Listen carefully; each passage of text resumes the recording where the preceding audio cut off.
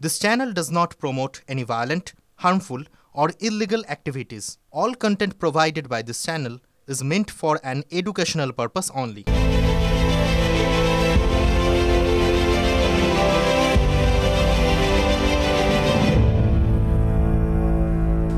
ঠোঁটকাটা এবার দেখে নেব 10টা breaking news back to back. প্রথম ব্রেকিং নিউজ, অযোগ্যদের পূর্ণাঙ্গ তালিকা প্রকাশ করলো এসএসসি।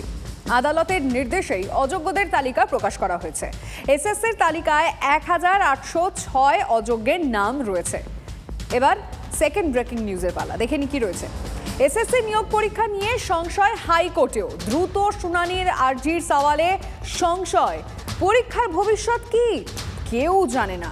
নথি যাচাই নিয়ে এত ব্যস্ততা কিসের, মন্তব্য বিচারপতি অমৃতা সিনহার।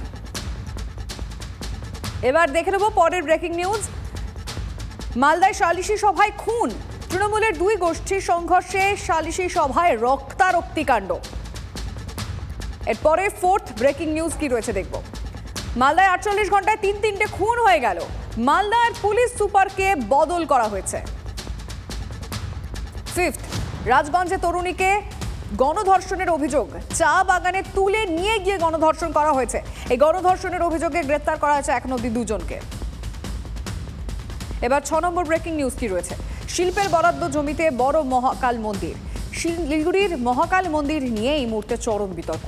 700 কোটি টাকার জমি 1 টাকায় দান, অভিযোগ শিলিগুড়ির প্রাক্তন মেয়র অশোক ভট্টাচার্যর। 7 নম্বর ব্রেকিং নিউজ, বারাসাতের পর বিতর্কে আরামবাগ মেডিকেল হাসপাতাল থেকে 3 দিনের শিশুপুত্র বদল করা হয়েছে। সন্তান না পেয়ে শিশু বিক্রির অভিযোগ করছে পরিবার। এবার 8 নম্বর, মৃতের ভোটার কার্ড জাল করে এসআইআর এর নাম তোলার চেষ্টা। 4000 টাকা দিয়ে দিব্যি ভোটার কার্ড জোগাড়। চাঞ্চল্যকর স্বীকারোক্তি ধৃত বাংলাদেশি যুবকের। অন্যের ফর্মে নিজের ছবি সাঁটিয়ে জমার অভিযোগ। ডানকুনিতে পাকড়াও করা হয়েছে বাংলাদেশি যুবক নাদিমকে। নাদিমকে জাল ভোটার কার্ড তৈরিতে সাহায্য। পরে ব্রেকিং নিউজ, রবিন চক্রবর্তীকে গ্রেফতার করা হয়েছে। গ্রেফতার করল পুলিশ। ডানকুনির ঘটনায় ডিএমএ রিপোর্টে তলব কমিশনের। 9 নম্বরের পর এবার দেখে নেব আমরা লাস্ট 10 নম্বর ব্রেকিং নিউজ কি রয়েছে। মালদায় বিএলওর উপর জুলুমবাজি, জমি মাফিয়া। নির্দেশ না শোনায় বিএলও ও স্বামীকে বেধড়ক মার।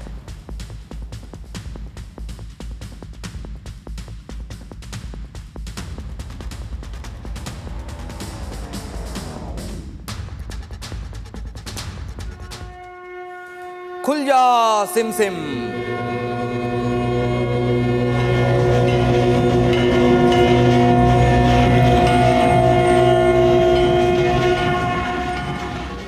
শিল্প চাই, শিল্প চাই, শিল্প চাই বলে একটা সময় মরিয়া হয়ে উঠেছিলেন প্রয়াত প্রাক্তন মুখ্যমন্ত্রী বুদ্ধদেব ভট্টাচার্য। তাঁর জমানাতেই সিঙ্গুরে সোনালি আলো দেখা গিয়েছিল শিল্পের। গাড়ি কারখানার কাজ শুরুও করে দিয়েছিলেন রতন টাটা।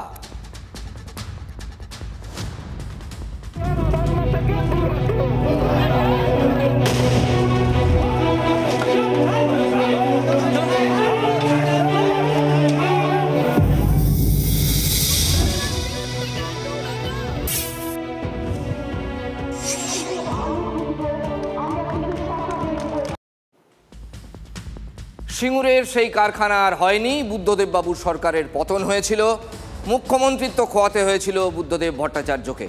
এখন মুখ্যমন্ত্রীর নাম মমতা বন্দ্যোপাধ্যায়। প্রায় 15 বছর হতে চলল। মমতা বন্দ্যোপাধ্যায়ের জমানায় শিল্প মানে কিছুদিন আগেই দার্জিলিং সফরে এসে মুখ্যমন্ত্রী ঘোষণা করেছিলেন রাজ্যের সবচেয়ে বড় মহাকাল মন্দির হবে শিলিগুড়িতে, যেখানে কনভেনশন সেন্টার হবে। তার পাশেই আমি একটা বড় মহাকাল মন্দির করব, যেটা হচ্ছে সবচেয়ে বড় শিব করব। জমিতে আমরা বিনা পয়সায় দেবো এবং নিজেরাই করবো, সবাইকে নিয়ে, প্রাইভেট পার্টিদের নিয়ে। আর সেই মন্দিরের জন্য মাটি গাড়ায় একটি ট্রাস্টকে মাত্র 1 টাকার মাধ্যমে দিয়ে দেওয়া হবে। এই যে মহাকাল মন্দির এবং সাংস্কৃতিক কেন্দ্র তৈরি হবে, এর জন্য উজানু মৌজায় প্রায় 25 একর এবং গৌরচরণ মৌজায় প্রায় 4 একর জমি শিলিগুড়ি জলপাইগুড়ি ডেভেলপমেন্ট অথরিটিকে দেওয়া হবে। বিষয়টা তা না। এই জমিটা তো এসডিডির হাতে প্রথম থেকেই ছিল। অশোক কুমার মাথুর 2003 সালে একটি রায়ে বলেছিলেন অথরিটি ঠিক করবে কিভাবে এই জমিটার ব্যবহার হবে। সে অথরিটি কী ঠিক করেছিল? ওখানে একটা আইটি পার্ক হওয়ার যে ঠিক করেছিল। রাজ্যে যখন বেকারত্ব বাড়ছে তখন শিলিগুড়িতে শিল্পের জন্য রাখা সরকারি জমি কার্যত মাত্র 1 টাকার বিনিময়ে এটি মন্দির গড়তে দেওয়া হচ্ছে। মুখ্যমন্ত্রী এই যে জমিটা 1 টাকা দিয়ে একটি ট্রাস্টকে দিচ্ছেন মহাকাল মন্দির তৈরি করার জন্য, যদিও তার সঙ্গে যুক্ত করেছে সাংস্কৃতিক কেন্দ্র বলেও যুক্ত হয়েছে। এই জমিটার এখন ভ্যালুয়েশন হবে কম করে 700 কোটি টাকা। জমির দাম আনুমানিক 700 কোটি টাকা, সেটা দেওয়া হলো মাত্র 1 টাকায়। ওখানে আইটি পার্ক হওয়ার কথা ছিল, কিন্তু হচ্ছে মহাকাল মন্দির। বিজেপির দাবি পাহাড়ে মহাকাল মন্দির আছে, ফলে শিলিগুড়িতে আরও একটি মহাকাল মন্দির অপ্রয়োজনীয়। উত্তরবঙ্গের শিল্পনগরী করা দরকার, উত্তরবঙ্গের শিল্প চাই। শিল্প করতে গেলে যে জমি দরকার সেটা মন্দির করে জমিগুলো নষ্ট না করা। আর পাহাড়ে মহাকালের সঙ্গে প্লেনের আবার মহাকাল কেন? মহাকালের মধ্যে কি বাংলায় পাহাড়ে আলাদা আর শিলিগুড়ি আলাদা হবে নাকি? একই জেলাতে দুটো মন্দির কেন? কি কি করেছেন ওনারা? প্রথম কথা হচ্ছে 1 টাকা দিয়ে জমিটা দিয়ে দিলেন। এইটা কি আমাদের কাছে প্রায়োরিটি? আমাদের কাছে প্রায়োরিটি তো কর্মসংস্থান হবে। এটা ওখানে একটা স্টেডিয়াম হচ্ছে 27 একর জায়গা, এটা বলা হচ্ছে না। ওখানে একটা কনভেনশন সেন্টার হচ্ছে কাওয়াখালীতে, সেটা বলা হয়নি। আর এটা যেটা মন্দির হচ্ছে সেটা একটা ট্যুরিজমকে ডেভেলপ করার জন্য, উত্তরবঙ্গ ট্যুরিজমের জায়গা, পর্যটনের বিকাশ হবে। ট্যুরিজমটাও একটা শিল্পের মধ্যে পড়ে। পর্যটনও শিল্প, অবশ্যই পর্যটন শিল্প। অতএব মন্দির তৈরির জন্য 700 কোটি টাকার জমি দেওয়া হলো 1 টাকায়। মন্দির তৈরির জন্য বাছা হলো তথ্য প্রযুক্তি পার্কের জমি। মন্দির তো অন্য জমিতেও করা যেত। ওই জমিতে আইটি পার্ক হলে কিছু ছেলেমেয়ের কাজের ব্যবস্থা হতেই পারত, কিন্তু মন্দির হলে তো 2 in 1 এফেক্ট হবে। কি বলুন তো? পর্যটন ব্যবসাও হবে, আবার সঙ্গে সঙ্গে ইমেজ অর্থাৎ ভাবমূর্তির একটু এই সাফাই বলে যাকে, সেটাও হয়ে যাবে। এই সরকার মোল্লাদের সরকার, এই সরকার মুসলমানদের সরকার, তৃণমূল হিন্দু বিরোধী রাজনৈতিক দল। এই সরকারের মুখ্যমন্ত্রী মুসলিম তোষণকারী, হিন্দু বিরোধী। আমিও কিন্তু ব্রাহ্মণ পরিবারের মেয়ে। হিন্দুদের কাছে যে আপনি কোশ্চেন মার্ক হয়ে গেছেন। মন্দির একটা শিব মন্দির, সেই দেওয়ালে যেখানে আমি মাথা রেখে ঘুমাই। কাজে তোমাদের কারো কিছু করবার ক্ষমতা আমাকে নেই। আপনাকে যে বলতে হচ্ছে আমি হিন্দু, আপনাকে যে বলতে হচ্ছে আমি ব্যানার্জি পরিবার, আপনাকে যে বলতে হচ্ছে আমি শিব ঠাকুরের দিকে মাথা করে ঘুমাই, খুব ভালো লাগছে। কাহাতক এসব সহ্য করা যায় বলুন তো? রাজ্যবাসী কাহাতক সহ্য করবেন? কিছু একটা বিহিত করা দরকার। 2024 লোকসভা ভোটের আগে অযোধ্যায় রাম মন্দির উদ্বোধন করেন প্রধানমন্ত্রী। ঘটনাচক্রে আমি নিজে কভারেজে গিয়েছিলাম TV9 বাংলার তরফ থেকে, আমি এবং আমার সহকর্মী শুভজিৎ এবং আমাদের ভিডিও জার্নালিস্ট সহকর্মীরা। 25শে নভেম্বর মন্দিরের চূড়ায় ধ্বজা উড়িয়ে মন্দির তৈরির প্রথম ধাপের সমাপ্তি ঘোষণা করা হয়েছে। সেখানেও ছিলেন প্রধানমন্ত্রী এবং RSS প্রধান। हम सब जानते हैं हमारे राम भेद से नहीं भाव से जुड़ते हैं। हर भारतीय के मन में और भारतवर्ष के हर कण कण में राम है, लेकिन गुलामी की मानसिकता इतनी हावी हो गई कि प्रभु राम को भी काल्पनिक घोषित किया जाने लगा। প্রধানমন্ত্রীর দেখানো পথেই হাঁটলেন মুখ্যমন্ত্রী। অনেকেই মনে করছেন এই যে হিন্দু বিরোধী ছাপ, এটা তুলতে মরিয়া তৃণমূল। দীঘায় তৈরি হলো জগন্নাথ মন্দির, মন্দির তৈরি হলো সম্পূর্ণ সরকারি খরচে। শুরু থেকে শেষ মুখ্যমন্ত্রী ছিলেন মধ্যমণি। যেমন জগন্নাথ ধাম হয়েছে, মা তারার মন্দির ডেভেলপমেন্ট হয়েছে, মা ফুল্লরারও হয়েছে, কঙ্কালীতলাও হয়েছে, নলাটেশ্বরীও হয়েছে, বক্রেশ্বরও হয়েছে, মা তারাও হয়েছে, দক্ষিণেশ্বরে স্কাইওয়াক হয়েছে, কালীঘাট মন্দিরও হয়েছে, আবার জগন্নাথ ধামও হয়েছে। ভোলে বাবা পার লাগাও, তারকেশ্বরও হয়েছে, জল্পের শিব মন্দির 5 কোটি টাকা দিয়ে ওখানে স্কাই ওয়াক করে দেওয়া হয়েছে। এছাড়াও কুচবিহারের বানারহাট শিব মন্দির, মদনমোহন শিব মন্দির, দেবী চৌধুরানী সেই মন্দিরও উন্নয়ন করা হয়েছে। শিবযজ্ঞ মন্দির কোথাও বাকি রাখিনি উত্তরবঙ্গ থেকে দক্ষিণবঙ্গ। জেনে রাখুন, জগন্নাথ ধাম যেমন করে দিয়েছি, আগামী দিন ওই জগন্নাথ ধামের অনুকরণে একটা দুর্গা অঙ্গন আমি বাংলায় করে দেব। এই লম্বা লিস্ট বা তালিকা শোনার পর রাজ্যের বিরোধী দলনেতা আর ওসব কথা বলতে পারবেন? ইমেজ তো সাফ। সরকার মোল্লাদের সরকার, এই সরকার মুসলমানদের সরকার, এই সরকারের মুখ্যমন্ত্রী মুসলিম তোষণকারী, হিন্দু বিরোধী। বুঝতে পেরেছেন আমাদের বাংলার রাজনীতি কিসের চারিদিকে আবর্তিত হচ্ছে? এই বিএলও টিএলও এসব তো হালে হচ্ছে, এতদিন জানি আবর্তিত হচ্ছিল। বিধানসভা ভোটের আগে সেগুলো কিন্তু আবার ইস্যু হবে। রাজ্যবাসীকে অনেক ভেবে সিদ্ধান্ত নিতে হবে আমি কোন পথে যে চলি। শিলিগুড়ির জমিতে মন্দিরের বদলে আইটি পার্ক হলে এই 2-in-1 এফেক্ট কি পাওয়া যেত? মন্দির পর্যটন বুঝলাম, তার সঙ্গে ভাবমূর্তি সাফাই। শিল্পই তো নেই, তো ভগবান ভরসা, সেই জন্য মন্দির তৈরি হচ্ছে, কোথাও মসজিদ তৈরি হচ্ছে, কোথাও বাবরি মসজিদ তৈরি হচ্ছে, এই হচ্ছে পশ্চিমবঙ্গে। আজকে দীঘায় যখন মন্দির হয়েছে, জগন্নাথ দেবের মন্দির, দীঘায় যে ট্যুরিজম বেড়ে গিয়েছে এবং তার ফলে যে ব্যবসায়িক গ্রোথ হয়েছে, ইকোনমিক রোটেশন হয়েছে, আজকে সারা বাংলার মানুষ দেখতে পাচ্ছে। এমনি উত্তরবঙ্গে ট্যুরিস্টের ঢল নামে, এরপর তো ইন্টারন্যাশনাল ট্যুরিস্ট। আজকে তো ভারতবর্ষের রিপোর্ট, সারা সর্বভারতীয় রিপোর্ট আজকে প্রকাশ করে দিচ্ছে পশ্চিমবঙ্গ বিদেশি ট্যুরিস্টদের অন্যতম গন্তব্যস্থল। পর্যটক টানতে মন্দির, আচ্ছা বেশ যুক্তি বুঝলাম, কিন্তু সেটা কি অন্য কোনো জমিতে করা যেত না? ওখানে কি আইটি পার্ক করা যেত না? পাহাড়ে পূজিত হন মহাকাল, সমতলে তার মন্দির, কোনো সমস্যার জন্ম দেবে না তো? এর আগে একবার রাম মন্দির উদ্বোধন করে মোদী ভেবেছিল গোটা ভারতবর্ষ দখল করে নেবে। যেখানে রাম মন্দির সব অযোধ্যাতে মোদী হেরে গেল। তাতে বুঝিয়ে দেওয়া হলো যে রাম মন্দির মানে সব হিন্দুদের ভোট মোদীর পকেটে যাবে, তা নয়। আবার আরেকবার সময় এসছে, রাম মন্দির আবার একটু ঘুমিয়ে যেতে না পড়ে চাগিয়ে দাও। এখানটায় দিদি করছে জগন্নাথ মন্দির, মহাকাল মন্দির, তার দলের লোকরা বাবরি মসজিদ। বিজেপি তো হিন্দু ধর্মকে সামনে রেখেই চলে। দেশে মন্দির মসজিদ যা আছে থাক, কোনো মানুষ বলছে না আমাকে মন্দির করে দাও, মসজিদ করে দাও। মানুষ বলছে চাকরি দাও, খেতে দাও, শিক্ষা দাও, স্বাস্থ্য দাও।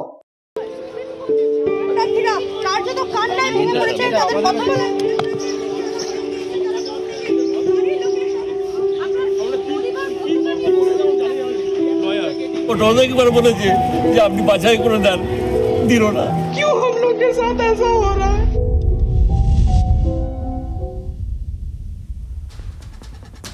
এখন রাত 8:30 বেজে গেছে, আমার স্টুডিওর ঘড়িতে দেখছি আরও একটু বেশি। ঠান্ডাটা মন্দ নয়, এইরকম একটা ওয়েদারে রাতে খুব ভালো ঘুম হওয়ার কথা। আমি জনসমষ্টির সবার কথা বলছি, কিন্তু এসএসসির এবারের পরীক্ষার্থীরা, এই যারা সবে পরীক্ষা দিয়ে উঠলেন, তারা কি আজকের রাতটা খুব ভালো করে ঘুমোতে পারবেন? হলফ করে বলতে পারি অনেকেরই আজ রাতে ঘুম চৌপাট হয়ে যেতে পারে, সহজে ঘুম আসতে চাইবে না। কারণ কি? কারণ আবার মামলার ফাঁড়া। কাল কলকাতা হাইকোর্টে বিচারপতি অমৃতা সিনহার এজলাসে একাধিক মামলার শুনানি, অবশ্যই এসএসসি সংক্রান্ত। তার আগের রাতে সবথেকে বড় প্রশ্ন কি জানেন? এসএসসি নিয়োগ পরীক্ষা কি বাতিল হয়ে যেতে পারে? মানে যে নতুন নিয়োগ পরীক্ষা হলো, কিছু ডেভেলপমেন্টের পর অনেকের মনে কিন্তু কু ডাকছে। পুরনোদের সঙ্গে নতুনদের একসঙ্গে পরীক্ষায় গতকালই বিরক্তি প্রকাশ করেছিল সুপ্রিম কোর্ট। সুপ্রিম কোর্টের পর্যবেক্ষণের পর আজ অত্যন্ত তাৎপর্যপূর্ণ মন্তব্য হাইকোর্টের। আমরা বলছি না, এক্সপার্ট বলছেন যে অত্যন্ত তাৎপর্যপূর্ণ এই মন্তব্য। হাইকোর্ট যে মন্তব্য আজ করেছেন, পরীক্ষার কি হবে কেউ জানে না, মন্তব্য বিচারপতি অমৃতা সিনহার। আবার বলি, পরীক্ষার কি হবে কেউ জানে না, মন্তব্য করেছেন বিচারপতি অমৃতা সিনহা। পরীক্ষার কি হবে কেউ জানে না, আজ নিয়োগ সংক্রান্ত একটি মামলায় এমনই মন্তব্য করেছেন বিচারপতি সিনহা। কালই আলাদা পরীক্ষার দাবিতে হাইকোর্টে মামলা নতুন পরীক্ষার্থীদের। টেন্টেড বাদ দিয়ে তাদেরকেই, যারা ইচ্ছুক তাদেরকেই পরীক্ষায় বসে, অর্ডারে ক্লিয়ার লেখা ছিল। নতুন করে অ্যাপ্লিকেশন দিয়ে নাম নেওয়ার বিষয় ছিল না। গরিত অপরাধ করেছেন সুপ্রিম কোর্টকে চ্যালেঞ্জ করেছেন, আর প্রাপ্ত ভিত্ত এদের কথা আলোচনা করার দরকার নেই। ব্রাত্য বসু কাঁদে ফাঁকা ওএমআর সিটের ফাঁদে, এই নাটকটা লিখতে বলুন। এই সরকার এবং এসএসসি চাইছে না অ্যাপয়েন্টমেন্ট দিতে, আমার যেটা পরিষ্কার মনে হয়েছে। ফার্স্ট এসএলএসটি 2016-তে একই জিনিস হয়েছিল। প্রথমে ওই একটা দুটো অর্ডার, এই ফাইল করো, রিপোর্ট ফাইল করো, সেখান থেকে শুরু হয় মামলা। এই একইভাবে, কারণ দুর্নীতি, সরকারটা দুর্নীতিগ্রস্ত। সুপ্রিম কোর্টের যে ওরাল সাবমিশন, ওরাল বক্তব্য, একে আমি গুরুত্ব দিই না যতক্ষণ না সুপ্রিম কোর্ট রায় দিচ্ছে। মমতা বন্দ্যোপাধ্যায়ের জেল চাই আমরা এই দুর্নীতির জন্য, এবং সঠিকভাবে সুপ্রিম কোর্ট কলকাতা হাইকোর্টে ফিরিয়ে দিয়েছেন। যা বেরিয়েছে, যা ধরেছে, কলকাতা হাইকোর্টের বিচারপতিরাই ধরেছেন।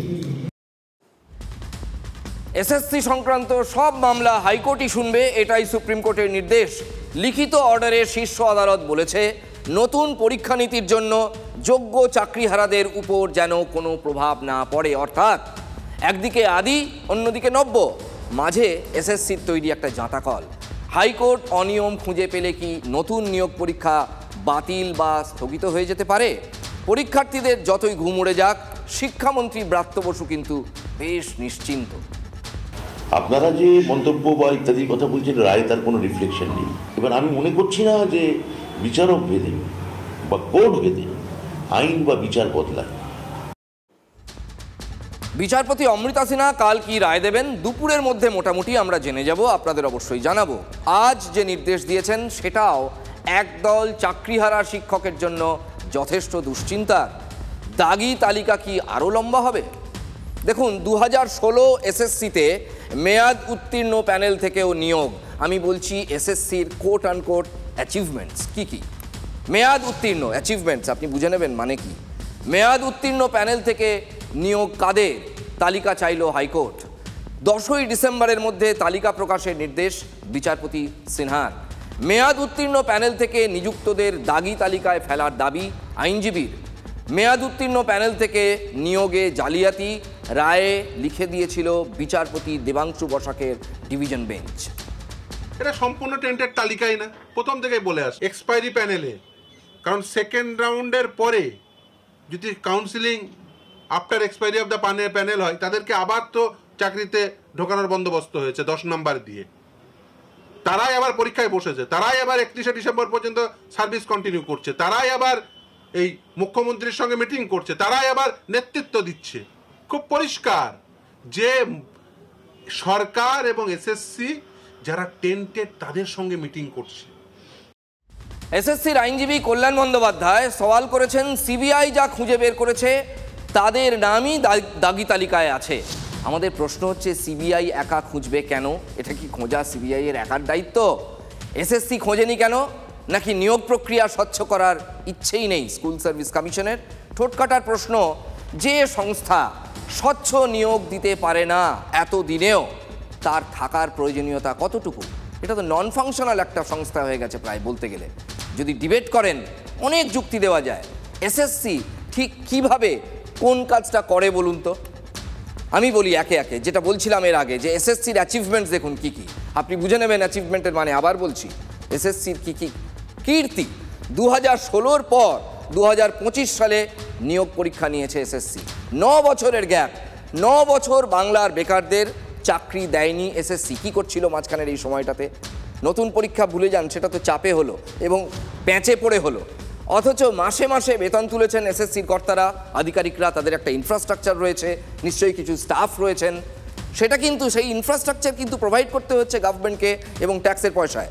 এসএসসি শিক্ষকদের বদলি দেখেও সেই উৎসশ্রী প্রকল্প নিয়েও কিন্তু দুর্নীতির অভিযোগ, যে বদলির কাজ তারা করেন, দুর্নীতির অভিযোগ উঠেছে। 2016 নিয়োগে দেদার দুর্নীতি, জেল খেটেছেন এসএসসির একাধিক কর্তা। আদালতে যোগ্য অযোগ্য আলাদা করে দেয়নি এসএসসি। চাল কাঁকড় আলাদা না করায় প্যানেলটাই বাতিল করে দিয়েছে আদালত। 2024-এর এপ্রিলে হাইকোর্ট বলেছিল, মনে করিয়ে দিচ্ছি, 2016-র সব ওএমআর আপলোড করতে হবে। সেই কাজ আজও এসএসসি করেনি টিল ডেট। 2025-এর ওএমআর আপলোড করানোর জন্য নির্দেশ দিতে হয়েছে হাইকোর্টকে। অর্থাৎ স্বতঃপ্রণোদিতভাবে এসএসসি আপলোড করেনি। এসএসসি নিজে যেচে কোনো কাজ করবে না। বিচারপতি অমৃতা সিনহা বলেছেন, সুপ্রিম কোর্টের নির্দেশে নিয়োগ হচ্ছে, প্রথম থেকেই স্বচ্ছতার সঙ্গে কাজ করা উচিত। কিন্তু নতুন পরীক্ষা কি স্বচ্ছভাবে করতে পারলো এসএসসি? মূল্যায়ন কোর্টে অন্তত এখনও বাকি আছে।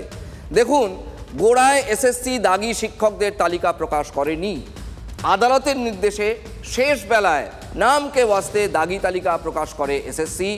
আবার আদালতের দ্বারস্থ হন আইনজীবীরা। হাইকোর্ট, সুপ্রিম কোর্টে ধাক্কা খেয়ে আজ দাগিদের বিস্তারিত তালিকা প্রকাশ করেছে এসএসসি। আদালতের কড়া নির্দেশ সত্ত্বেও দাগিদের নাম ইন্টারভিউ তালিকায় রয়ে গেছে। TV9 বাংলা প্রথম ব্রেক করেছিল, মনে থাকবে নিশ্চয়ই আপনাদের। কালও আমরা দেখেছি সুপ্রিম কোর্টে দাগিদের হয়ে জোর লড়াই এসএসসির আইনজীবী। শিক্ষামন্ত্রী ব্রাত্য বসু অবশ্য এসএসসিকে সার্টিফিকেট দিয়েছেন, এতে অবশ্য আমরা অবাক হচ্ছি না।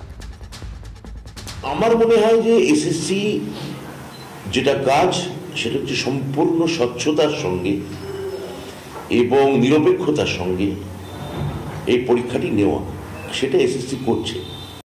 পৃথিবীর কথা এরকম পরীক্ষা নেওয়া হয়নি। এত চোর মন্ত্রীও ছিল না কেউ শিক্ষা দপ্তরে, আর এত ভৃত্য মানবৃত্তির লোক ছিল না কেউ।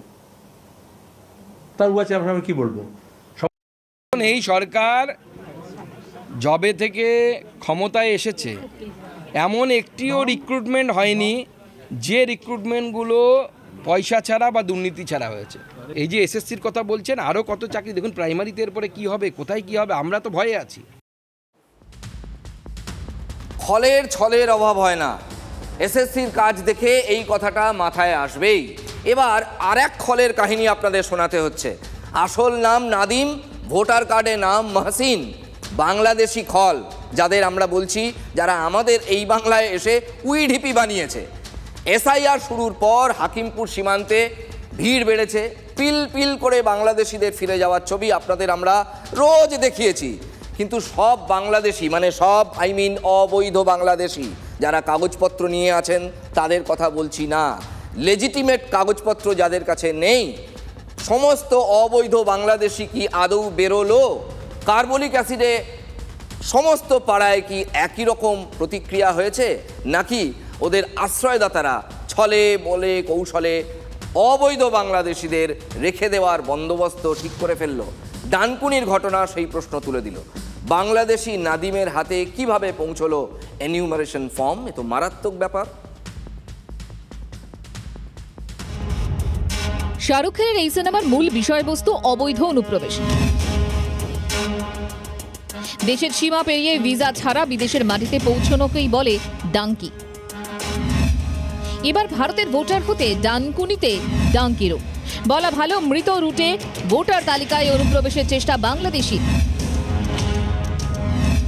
10 বছর আগে মৃত ব্যক্তির তথ্য হাতিয়ে তালিকায় নাম তোলার চেষ্টা করতে গিয়ে জালে অনুপ্রবেশকারী নাদিম। 2015 সালে মৃত্যু হয় মহসিন খানের। সেই মৃত মহসিনের নামে এনিউমারেশন ফর্ম ফিল আপ করে জমা দেন নাদিম নামে ওই বাংলাদেশি। শুধু তাই নয়, সেই ফর্মে নিজের ছবি লাগিয়েছিলেন নাদিম।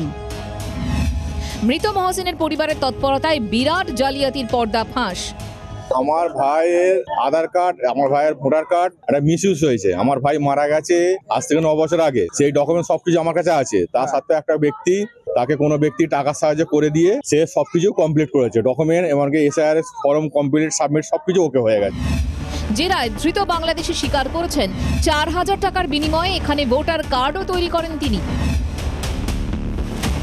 ফর্মটা বিএলও অফিসের কাছ থেকে আমি নিয়েছি। বিএলও কোনো প্রুফ চাইনি। দেশ আগে বাংলাদেশ ছিল, আমি অনেক আগে এখানে চলে আসছি, প্রায় 15 বছর। 2002 সালে কোনো নাম নেই। নাম নেই না। কিভাবে এটা করলে? এটা এখানে যে নামটা আছে, এই যে সেই নাম অনুযায়ী আমি করেছি।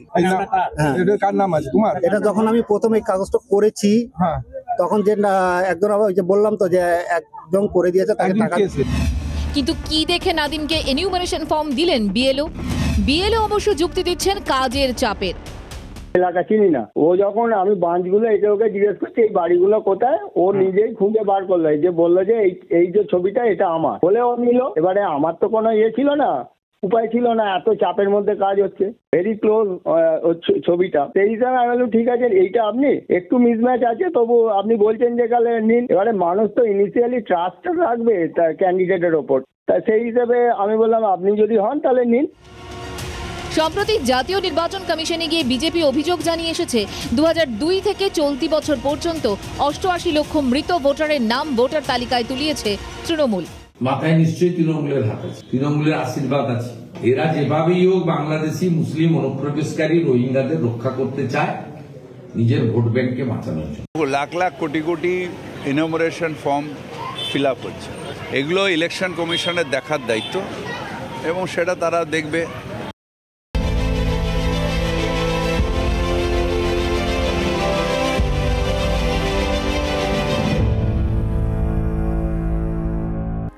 মালদা রক্তঝরা শেষ নেই, ফের খুন। এবার কালিয়াচকে সালিশি সভায় তৃণমূলের 2 গোষ্ঠীর সংঘর্ষের অভিযোগ। এক তৃণমূল কর্মীকে কুপিয়ে খুন, সংঘর্ষে জখম শাসক দলের আরো 6 কর্মী। চাষের জমি নিয়ে গাড়ি যাওয়া নিয়ে বিবাদ মেটাতে সালিশি সভা ডাকা হয়, তার মধ্যেই ব্যাপক ঝামেলা। অস্ত্র নিয়ে দাপাদাপি, একরামুল শেখ নামে এক তৃণমূল কর্মী খুন। জমি সংক্রান্ত বিবাদের জেরে ধারালো অস্ত্র দিয়ে হামলা, মুর্শিদাবাদের নসিপুর গ্রামে তুলকালাম। স্থানীয় সানোয়ার ও আনোয়ার হোসেনের বাড়িতে ঢুকে পরিবারের ওপর হামলার অভিযোগ 4 দুষ্কৃতীর বিরুদ্ধে। তলোয়ার ও লোহার রড হাতে আক্রমণ, দাবি আক্রান্তদের। উত্তপ্ত এলাকা। এই ঘটনায় এখনো পর্যন্ত 2 জন গ্রেফতার। স্কুল ফেরত পড়ুয়া বোঝাই পুলকারের সঙ্গে বাসের সংঘর্ষ, আহত বেশ কয়েকজন পড়ুয়া। ঘটনাটি ঘটেছে বাঁকুড়া জেলা শাসকের দপ্তর থেকে ঢিলছোড়া দূরত্বে তামলিবাঁধ মোড়ে। বেসরকারি একটি স্কুলের জনার সাথে পড়ুয়া বাড়ি ফিরছিল পুলকারে। পথে সেটি সজোরে ধাক্কা মারে বাঁকুড়া বাস স্ট্যান্ডগামী বাসে। পুলকারের একাংশ দুমড়ে মুচড়ে যায়, বাসের সামনের অংশ ক্ষতিগ্রস্ত। অর্জুন সিং এর বাড়িতে পুলিশ। এবছর মার্চে তার বাড়ির সামনে বোমা গুলি চলার ঘটনায় তোলপাড় হয়ে যায়। এক যুবক গুলিবিদ্ধ হন। তদন্তে থানার বিরুদ্ধে নিষ্ক্রিয়তার অভিযোগ হাইকোর্টে মামলা করেন অর্জুন। আদালতের নির্দেশে এরপরই সিট গঠন করা হয়। সেই সূত্রেই এদিন পৌঁছয় কলকাতা পুলিশের বিশেষ দল ও জগদ্দল থানার পুলিশ। অত্যাধুনিক লেজার ক্যামেরা ব্যবহার করে তদন্ত। এনআইএ জালে ভাটপাড়ার কুখ্যাত দুষ্কৃতী মোহাম্মদ জাভেদ ওরফে আন্ডা বিজেপি নেতা প্রিয়াঙ্কু পান্ডার ওপর হামলার অভিযোগে গ্রেফতার। এলাকায় শোরগোল। সূত্র খবর, ভোর রাতে টিটাগড় থেকে ওই দুষ্কৃতীকে গ্রেফতার করেন গোয়েন্দারা। অভিষেকের গড়ে বিক্ষোভের মুখে সুকান্ত মজুমদার। ডায়মন্ড হারবারে এক আক্রান্ত বিজেপি নেতাকে দেখতে যাওয়ার পথে কেন্দ্রীয় শিক্ষা প্রতিমন্ত্রী, গাড়ি ঘিরে গো ব্যাক স্লোগান। কপালে গেরুয়া তিলক কেটে বিক্ষোভ দেখিয়েছে আসলে তৃণমূল, দাবি করছেন সুকান্ত মজুমদার। বিজেপির গোষ্ঠীদ্বন্দ্বের কথা তুলে পাল্টা খোঁচা তৃণমূলের। দীঘা থেকে কলকাতায় ফেরার পথে দুর্ঘটনা। যাত্রীবাহী সরকারি বাস নিয়ন্ত্রণ হারিয়ে সোজা নয়াজুলিতে।